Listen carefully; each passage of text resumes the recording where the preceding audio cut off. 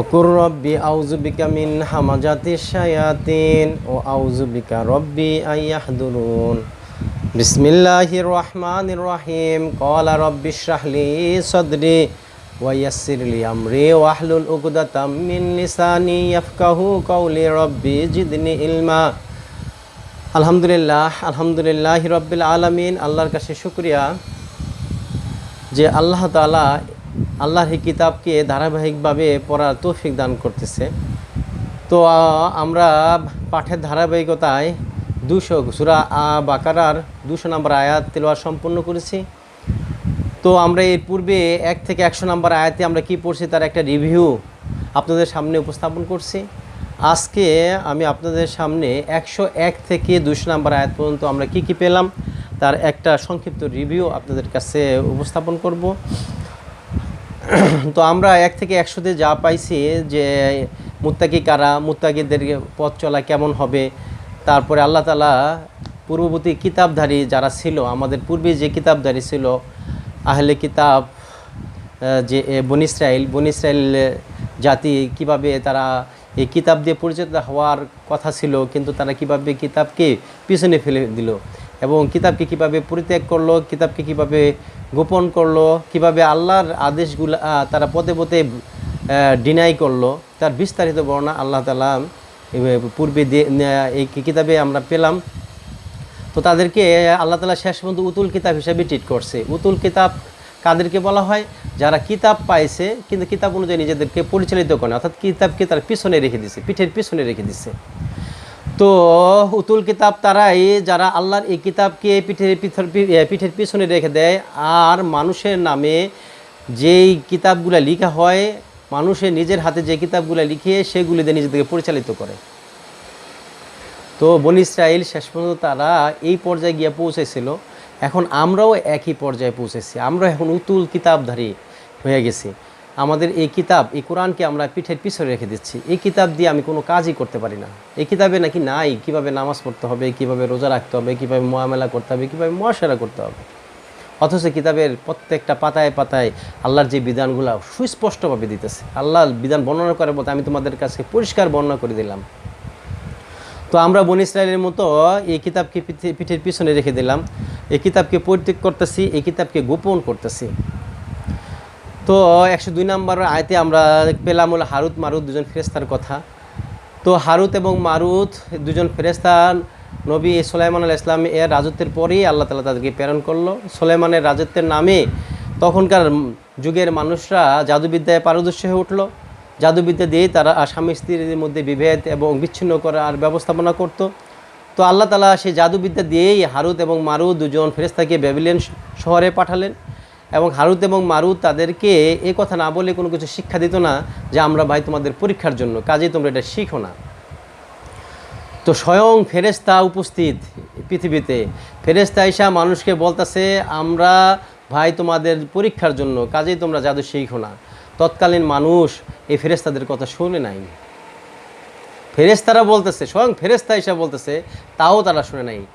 এখন যদি এইভাবে আল্লাহ যদি আবারও ফেরেশতা নাজিল করে আমাদের সামনে, আয়েশা যদি বলে এই কিতাবের বাইরে যত পথ আছে, নবীর নামে স্কলাররা ইমামের নামে যত পথ তৈরি করছে ভাই, সব পথ হলো এই সরল পথের সাথে বক্রপথ। তো ওই পথগুলো রাখা হয়েছে তোমাদের জন্য পরীক্ষার জন্য, আল্লাহ তাআলাই পরীক্ষার জন্য রাখছে। কারণ জাদুবিদ্যা খারাপ, তারপরও আল্লাহ তাআলা ওই সময়ের মানুষকে জাদুবিদ্যার দিকেই মন আকৃষ্ট দেখে জাদুবিদ্যা দিয়েই পরীক্ষা করছে। আজকে আমরা এই কিতাবের মতো করে অন্য কিতাবকে মানি, এজন্য আল্লাহ তাআলা এই হাদিস, এই অন্য কিতাব, এই যা কিছু ব্যবস্থাপনা রাখছে সব আমাদের পরীক্ষার জন্য। কে এই কিতাব সেরা, আল্লাহর এই বিধান সেরা অন্য বিধানের দিকে মুখ ফিরায়। তো আল্লাহর এই পরীক্ষায় ওই সময়ে হারুত এবং মারুতের সময় 100 যেমন ফেল করছে, আজকে আমরাও এই যে কোরআনের নামে প্যারালাল যেই সহজ সরল পদগুলি আমরা দেখতেছি, এইগুলি আল্লাহ আমাদেরকে পরীক্ষা চালাইতেছে, আমরাও তাদের মতোই পদকে পরীক্ষায় ফেল করতেছি। একটু চিন্তা করে দেখি আসলে কথাটা সত্য না মিথ্যা। এই ভাই যে কথাটা বলতেছে কথাটা কি, একটু চিন্তা করি। তো হারুত মারুত যেরকম ফেরেশতা হওয়া সত্ত্বেও তাদেরকে সঠিক পথে আনতে পারে না, এখন স্বয়ং ফেরেশতা আসলেও আমাদেরকে সঠিক পথে কেউ আনতে পারবে না। তো আল্লাহ তাআলা এরপরে যে আনলেন ইব্রাহিম আলাইহিস সালামের ঘটনা আনলেন। ইব্রাহিম আলাইহিস সালামকে বিভিন্নভাবে পরীক্ষা করলেন। যত পরীক্ষা ইব্রাহিম আলাইহিস সালামকে করছে, ইব্রাহিম আলাইহিস সালাম সবগুলো পরীক্ষা উত্তীর্ণ হয়েছে। ইব্রাহিম আলাইহিস সালামকে আগুনে যেতে বলছে, আগুনে গেছে। ইব্রাহিম আলাইহিস সালামকে ছেলেকে কোরবানি দিতে বলছে, সেটাও করে দেখাইছে। আল্লাহ তাআলা ইব্রাহিমকে যত পরীক্ষা করছে, সব পরীক্ষা যখন পাশ করলো, আল্লাহ তাআলা ঘোষণা দিলেন, আমি তোমাকে মানুষ জাতির ইমাম বানাবো, নেতা বানাবো, অর্থাৎ পথ প্রদর্শক বানাবো। তা আল্লাহ তাআলা ইব্রাহিম আলাইহিস সালামকে পথ প্রদর্শকের জন্য নেতা বানালেন, মুসলিম জাতির পিতা বানালেন। তো ইব্রাহিম আলাইহিস সালাম, ইসমাইল আলাইহিস সালাম আল্লাহর ঘর তৈরি করলেন। আল্লাহর এই ঘর তৈরি করার পরে ইব্রাহিম আলাইহিস সালাম আল্লাহর কাছে চাইলেন, হে আল্লাহ, এই ঘরের যত আনুষ্ঠানিকতা আমাকে শিখাইয়া দাও। তো আল্লাহ তাআলা কীভাবে শিখাবেন এটা এই আমরা সামনে দেখতে পাবো, সামনে আলোচনা আসবে। তো ইব্রাহিম আলাইহিস সালাম যখন সব পরীক্ষায় পাশ করলেন, নেতা বানালেন, তো ইব্রাহিম আলাইহিস সালাম হজের বিধিবিধান যা আছে সব ইব্রাহিম আলাইহিস সালামের মাধ্যমে আল্লাহ তাআলা আমাদেরকে জানালেন। এরপরে ইব্রাহিম আলাইহিস সালাম কে নিয়ে আমাদের পূর্বে যে দুইটা জাতি ছিল, ইহুদি এবং খ্রিস্টান, তারা দুই জাতি ইব্রাহিম আলাইহিস সালামকে তাদের এর পিতা হিসেবেই জানতো। আমরা যেমন ইব্রাহিমকে জাতির পিতা মানি, তারাও। তো আল্লাহ তাআলা তাদেরকে বলে দিলেন, জানাই দিলেন, ইব্রাহিম ইহুদিও ছিল না, খ্রিস্টানও ছিল না। ইব্রাহিম ছিল একমুখী, মিল্লাতা হানিফা। তো ইব্রাহিম আলাইহিস সালাম ছিল একমুখী। একমুখী মানে আল্লাহমুখী, এজন্য তাকে বলা হয় কি হানিফা, একমুখী। তো যারা নাকি আল্লাহর এই বিধানের কাছে, একমাত্র বিধানের কাছে একমুখী হইতে পারবে, তারাই ইব্রাহিম আলাইহিস সালামের অনুসারী হইতে পারবে, মুসলিম হইতে পারবে। আল্লাহর বিধানের কাছে যারাই মাথা নত করে দিতে পারবে, তারাই মুসলিম হতে পারবে।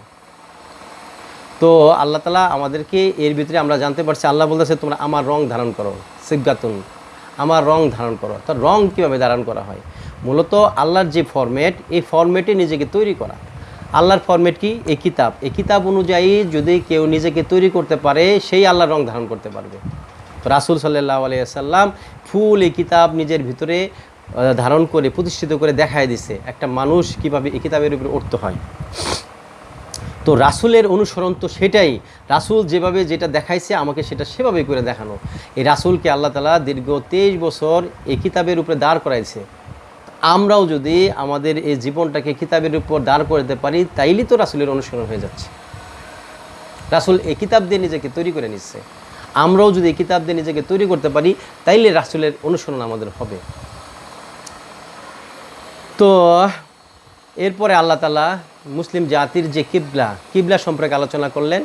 তোমরা যেখানেই থাকো না কেন, মসজিদুল হারামের দিকে মুখ ফিরাও। তো আমরা আলোচনা করছি, আমরা আসলে মুখ ফিরাইতেছি পশ্চিম দিকে, মসজিদুল হারামের দিকে মুখ ফেরানো হচ্ছে না। কিভাবে?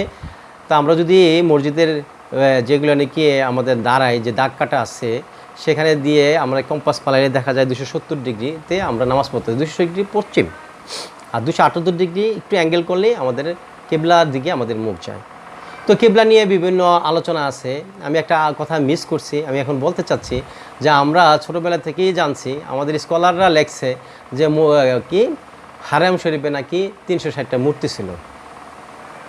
তো এই কিতাবের কোথাও পড়লে এই 360টা মূর্তির আলোচনা পাওয়া যায় না। সারা পৃথিবীর হুজুর, সারা পৃথিবীর আলেম যদি এই কিতাব পাঠ করে কোথাও পাবে না যে কাবা ঘরে 360টা মূর্তি ছিল। তো আল্লাহ তাআলা বলতেছে এটা হলো হেদায়েতের ঘর, এটা পবিত্র ঘর। যেখানে আল্লাহ বলতেছে এটা হেদায়েতের ঘর, পবিত্র ঘর, সে ঘরে মূর্তি ঢোকে কীভাবে? কোনোভাবেই এই ঘরে মূর্তি ঢুকতেই পারবে না। আল্লাহর সিস্টেম অনুযায়ী এটা হয়ই না। আল্লাহ এটা পবিত্র বলছে, এটা পবিত্র থাকবে, কখনোই এখানে অপবিত্র জিনিস ঢুকবে না। তো আল্লাহ যেখানে বলতেছে এটা পবিত্র ঘর, আমরা আল্লাহর কথা বিশ্বাস করতেছি না। কোনো এক স্কলার লেখছে এখানে 360টা মূর্তি ছিল, এটাই আমরা বিশ্বাস করতেছি। কোরআনের কোন আয়াতের সাথে মিলে, যদি হাদিসে থাকে কোরআনের কোন আয়াতের সাথে এই হাদিসটা মিলে যেখানে 360টা মূর্তি ছিল? তা আল্লাহ বলতেছে এটা পবিত্র ঘর, এটা হলো হেদায়েতের ঘর, এখানে কোনো অপবিত্র ঢুকতেই পারবে না। তো যখন রাসূলকে বলতেছে ক্যাবলা পরিবর্তন করতে, রাসূল আল্লাহ যখন তাকে ক্যাবলা পরিবর্তন করে দিল, তখনও মক্কা বিজয় হয় নাই। রাসূল যেন ক্যাবলা পরিবর্তন করে এদিকে মুখ ফিরাইলো, তখন তো 360টা মূর্তি থাকার কথা, যেহেতু মক্কা বিজয় হয় নাই। তো রাসূল কি 360টা মূর্তির দিকে ফিরে কি নামাজ পড়ছে? মাআজাল্লাহ। আল্লাহ আমাদের এসব থেকে হেফাজত করুক। কত বড় মিথ্যা আমরা জুড়াই দিচ্ছি। আমরা একবার চিন্তা করতেছি যারা আল্লাহর নামে রাসূলের নামে মিথ্যা করবে তাদের অবস্থান হবে জাহান্নাম। তো আজকে আমরাই আমাদের বিপদে ফেলাইতেছি, আমরাই আমাদের আগুনের জন্য তৈরি করতেছি। যখনই আমরা বলতেছি কাবা ঘরে 360টা মূর্তি ছিল, তো হিন্দুরা তো বলতেই পারে যে এই ঘরটা তো আমাদের, কারণ এখানে 360টা মূর্তি তো আমরা পূজা করি, এই ঘরটা তো আমাদের। তো আমরা মানুষের কাছে মানে নিজেদের দাবি করার জন্য কত এলিমেন্ট হাতে তুলে দিতেছি। আজকে তারা বাবরি মসজিদকে কি রামের ঘর হিসাবে ট্রিট করে বাবরি মসজিদ দখল করতেছে। আগামী 100 বছর 1000 বছর পর আপনি কাবা দখল করবেন না কেন? আপনিই তো বলতেছেন এটা এখানে 360টা মূর্তি ছিল। তো কত বড় মিথ্যা জড়াই দিতেছি, কত বড় মিথ্যা কথা মানুষের সামনে উপস্থাপন করতেছে। আল্লাহ যেখানে বলছে এটা হলো হেদায়েতের ঘর, পবিত্র ঘর, এটা হেদায়েতের ঘর, এটা পবিত্র ঘরই। কিয়ামত পর্যন্ত আল্লাহ এটা পবিত্র ঘরেই রাখবেন, কিয়ামত পর্যন্ত এটা হেদায়েতের ঘরেই রাখবেন। এখানে কোনোদিনও মূর্তি ঢুকে না, ঢুকতেও পারবে না। তা আমরা কোথায় থেকে এই কথাগুলি বলতেছি? একটাবার চিন্তা করে দেখি কথাটা কি ঠিক না বেঠিক। আমি যে চিন্তা করতেছি এটা কি আসলে ঠিক, আল্লাহর কথার সাথে কি মিলে? আর রাসূল তো এখানে কি কেবলা চেঞ্জ করে পড়ছে, যদি এখানে মূর্তি থাকে রাসূলকে দেখে মুখ ফিরাইতো? তো কোনোভাবেই প্রুভ করা যায় না এখানে যে 360টা মূর্তি ছিল। তো আমরা তো ঠিকই অনর্গল বলে যাচ্ছি, রাসূলের নামে বিভিন্ন হাদিসের নামে স্কলাররা যা বলতেছে তাই আমরা মেনে দিচ্ছি। আল্লাহ কি বলতেছে তার দিকে আমরা গ্রুপ টিভি করতেছি না। তো আমরা বিভিন্ন আল্লাহ তাআলা বলতেছে তোমাদেরকে জান মাল রোগ বালাই বিভিন্ন ক্ষয়ক্ষতি দিয়ে তোমাদেরকে আমরা পরীক্ষা করব, তো তোমরা সে সময় সবর করবে। তো আমাদেরকে আল্লাহ তাআলা আসলে বিভিন্নভাবে পরীক্ষা করে, যার কখনো মাল ক্ষতি করে, কখনো রোগ বালাই দিয়ে। এখন করোনা চলতেছে, করোনা দিয়ে মানুষকে পরীক্ষা করতেছে, অনেক মানুষ পরীক্ষায় ফেল করতেছে এই করোনার ভিতরে, ইমান হারা হয়ে যাচ্ছে। আর তোমরা আল্লাহ তাআলা বলতেছে তোমরা বনী ইসরাঈলদের মতো এই কিতাবকে গোপন করো না, কিতাবকে পিঠের পিছনে রাখো না, উতুল কিতাব হইও না। আমরা আহলে কিতাব থেকে উতুল কিতাব হয়ে যাচ্ছি, এই কিতাবকে পিঠের পিছনে রাখছি। এই কিতাবের কোনো আলোচনা নাই, এই কিতাবের কোনো পাঠ নাই। কোরআন শব্দের অর্থ বারবার পঠিতব্য, বারবার পাঠ করা। কোরআন শব্দের অর্থ পাঠ করা। এই কোরআনের কোনো পাঠ নাই, এই কোরআনের কোনো বুঝ নাই, এই কোরআনের কোনো মানা নাই, এই কোরআন দিয়ে কিছুই করা হচ্ছে না। আপনি মসজিদে যান, নামাজ পড়েন, রোজা রাখেন, এই বিভিন্ন বয়ান শুনেন, তাবলিগে বয়ান শুনেন, এই যে হেলিকপ্টার হুজুরদের বয়ান শুনেন, এই কোরআনের আলোচনা কোথায়? একটা দুটা আয়াত বলে এরপরে গল্প গুজব শুরু দেয়, চিকিৎসা কাহিনী, পূর্ববর্তী ইতিহাস শুরু করে দেয়। তো যারা নাকি এই কিতাবকে গোপন করবে, এই কিতাব অনুযায়ী চলবে না, তাদের প্রতি আল্লাহর অভিশাপ, সমস্ত মানুষের অভিশাপ থাকবে তাদের কাছে, তাদের উপর। আর আমরা এই পৃথিবীতে কাদের মানতাছি সে সম্পর্কে আল্লাহ তাআলা বলতেছে, যখন কিয়ামত সংঘটিত হবে, যখন মানুষ বিপদগ্রস্ত হয়ে পড়বে, তখন তারা যাদেরকে মানতো কিয়ামতের ময়দানে তাদেরকে দেখে বলবে আমরা তো পৃথিবীতে তোমাদের মানতাম, তোমরা আমাদের আল্লাহর এই বিপদ থেকে আমাদের হেফাজত করো, আমাদেরকে বাঁচাও। তখন তারা তা অস্বীকার করবে, না তোমরা তো আমাদেরকে মানতা না, তোমরা আমাদের নেতা মানতা না। তখন তারা আল্লাহর কাছে ফরিয়াদ করবে, হে আল্লাহ, আজকে যেরকম তারা আমাদেরকে চিনে না, আমাদেরকে পৃথিবীতে আবার পাঠাও, পৃথিবীতে যায় আমরাও তাদেরকে আর মানব না। তো দেখেন কোরআনে সব কিছুই একদম সচিত্র প্রতিবেদন আছে, তারপর আমরা বড়দের, ইমামদের, স্কলারদের মানতেছি। তো তার দ্বারাই যখন বিচার শুরু হবে, তাদের নামে যেইগুলো আমি আচার অনুষ্ঠান করতেছি সব বিষয়ই তখন প্রস্ফুটিত উঠবে। তখন তারা বলবে না, তারা তো আমাদেরকে এই কথা বলি নাই তাদেরকে মানতে, তারা অস্বীকার করবে। তো আজকে আমরা তাদেরকেই, বড়রা কী লিখছে, এই কিতাবধারীরা বুখারী সাহেব কী লিখছে, মুসলিম সাহেব কী লিখছে, কোরআনের মতো করে তাদেরকে মানি, কিন্তু কোরআন মানি না। কোরআনকে মুখে বলে মানি, কিন্তু আসলে অন্তর দিয়ে আমরা মানি না। ভালো করে বিচক্ষণতার সাথে প্রত্যেক আয়াতের কাছে যায় দেখেন আপনি কি আসলে কোরআন মানেন।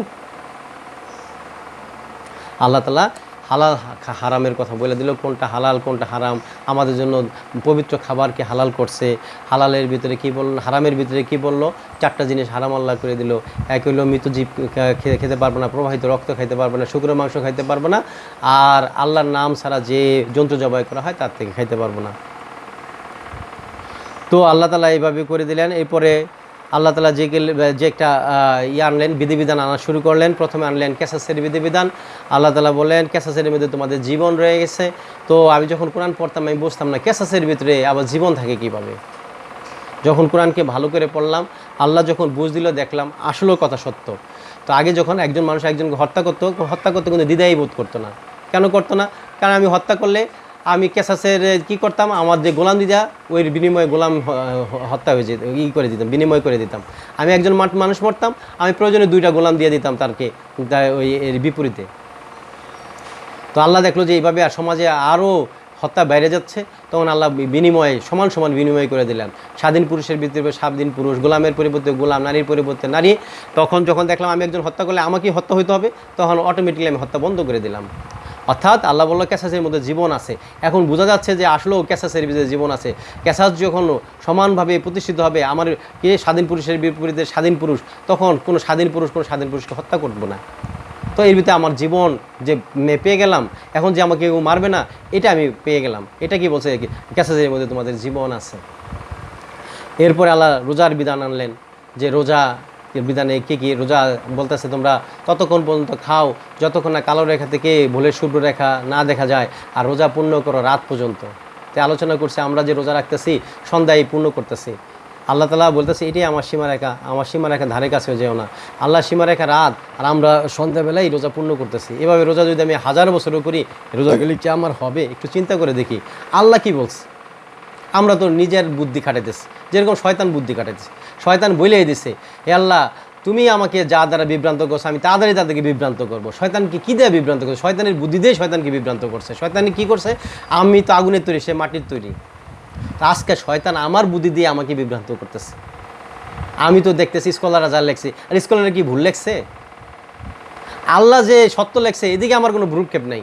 স্কলাররা কি ভুল লেখছে? এত এত মানুষ কি ভুল করতেছে? মক্কা মদিনা কি ভুল করতেছে? আমরা ওইটা দেখি, আল্লাহ কি বলছে তার দিকে আমরা তাকাইও দেখি না। তো ভাই আল্লাহ যে লাইল পর্যন্ত রোজা পূর্ণ করতেছে, আমার রোজাটা লাইল হইল কি না? আমি যদি লাইল পর্যন্ত পূর্ণ করি আমার কি অপরাধ হবে? আমার কি রোজা হবে না? আর আমি যদি সন্ধ্যা পর্যন্ত রোজা পূর্ণ করে থাকি, আমার আল্লাহ যদি বিধিবিধান সত্যিকারে লাইল পর্যন্ত হয়ে থাকে, সন্ধ্যা পর্যন্ত যদি আমি রোজা পূর্ণ করে যদি 50 বছর 60 বছর রোজা পূর্ণ করি, রোজা কি হবে? একবার চিন্তা করি, এই আমাকে যদি পাগল, বিভ্রান্ত, পথভ্রষ্ট মনে হয়, এই পথভ্রষ্টের লোকের কথা একটু মাথায় নিয়ে দেখি কি বলল। আমার না বুঝেছে আরেকজনকে বলি, ভাই কথাটা কি ঠিক কিনা? আমি যদি আধা ঘন্টা রোজা বেশি রাখি আমার রোজা কি নষ্ট হয়ে যাবে? আর আমি যদি রোজা আধা ঘন্টা কম রাখি আমার রোজা কি হবে? তা আল্লাহ বলছে রোজা পূর্ণ করো রাত পর্যন্ত। আমার রোজা পূর্ণ করতে হবে রাত পর্যন্ত। আর ভাই এই রোজার পরে, কেসাসের পরে যে আরেকটা বিধিবিধানের কথা আসলো সেটা হজ। হজের বিধিবিধানও কোরআন স্পষ্ট করে দেওয়া আছে যে আল্লাহ তাআলা হজের জন্য মাস, চাঁদ তৈরি করলো, চাঁদের পরে হজের মাস তৈরি করলো। মাস তৈরি করার পরে হজে যে আমি যাব, হজ যদি করতে আমি কোনো বাধা পাই, তাহলে আল্লাহ আমাকে হজ দিবে আমার এই হাদি পশুগুলা যাতে আমার ওই কোরবানির স্থানে পৌঁছায়। আমার তারপরে আমি ততক্ষণ পর্যন্ত মাথা মুন্ডন করতে পারবো না যতক্ষণ না পর্যন্ত আমার এই হাদিগুলা কাবা ঘর পর্যন্ত পৌঁছায়। আমার মাথায় যদি কোনো রোগ বালাই থাকে তাহলে আমি রোজা রাখবো, অথবা মিসকিন খাওয়াবো, অথবা আরেকটা পশু কোরবানি করে দিব।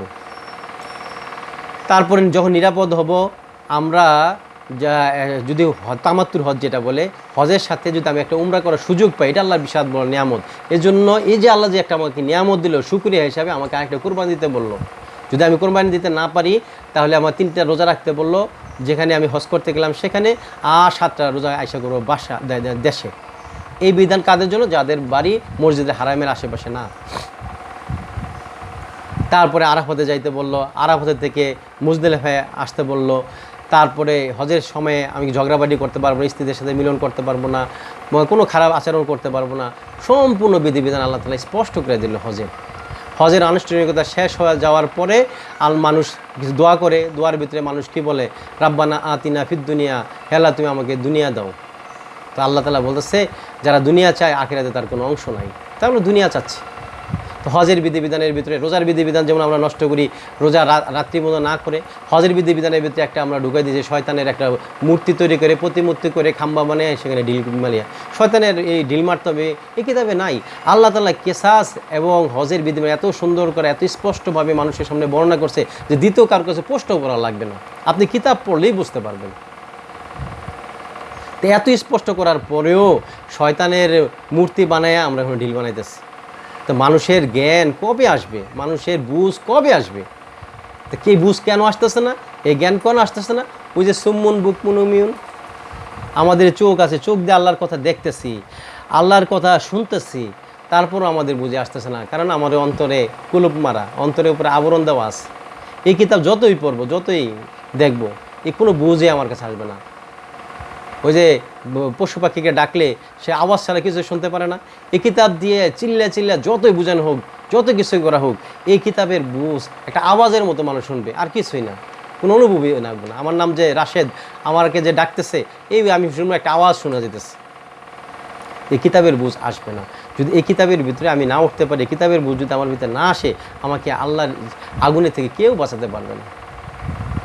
আগুনে থেকে বাঁচানোর একমাত্র পদ্ধতি হলো এই কিতাব অনুযায়ী নিজেকে গড়ে তোলা, এই কিতাব নিজের ভিতরে প্রতিষ্ঠা করা।